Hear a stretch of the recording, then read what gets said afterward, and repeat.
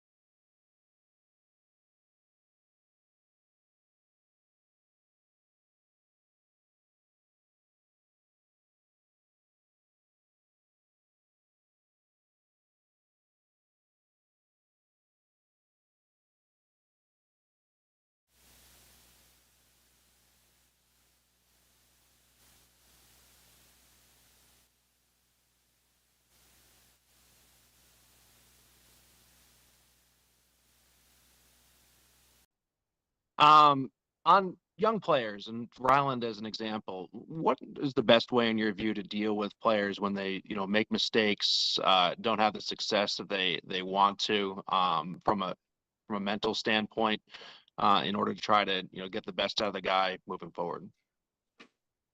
Yeah. Yeah. Well, with everybody, I think it's you identify what the issue was and work to correct that. In practice, make sure that that becomes a consistent good habit, not a consistent bad habit. So it repeats again. So you try to make those fundamentals, especially at that position, consistently good, so that they're good and they're right every time. And so yeah, that's what we'll do there. It's a pretty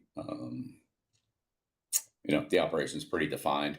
And it's not like playing a regular position where there's a lot of different things that can happen. It's pretty predefined. But the operation between the snapper, the holder, and the kicker are you work on that consistency all the time, and the conditions. Whether it's wind, you know, temperature, field position, hash mark, all those things. You try to get 100% consistent on every kick. And so yeah, that's what we'll do. Keep working on that. And on the quarterback position, can you envision bringing someone in from outside the organization who would, get starts or time over the next 6 weeks? Uh, I don't. Yeah, I don't really see that right now. But I mean, I wouldn't rule anything out. Anything that would help our team. We've brought in players at any position that you never know what's going to happen. If I think there's somebody, our pro scouting department thinks there's somebody that would help us, we'll certainly listen to it and take a look at it at any position. It's not really about the quarterback position; it would really be any position. So. Um, I don't know. Nobody that comes to mind, but we'll see. Thank you. Yeah, you're welcome. Mike Reese, followed by Andrew Callahan. Good morning, Bill.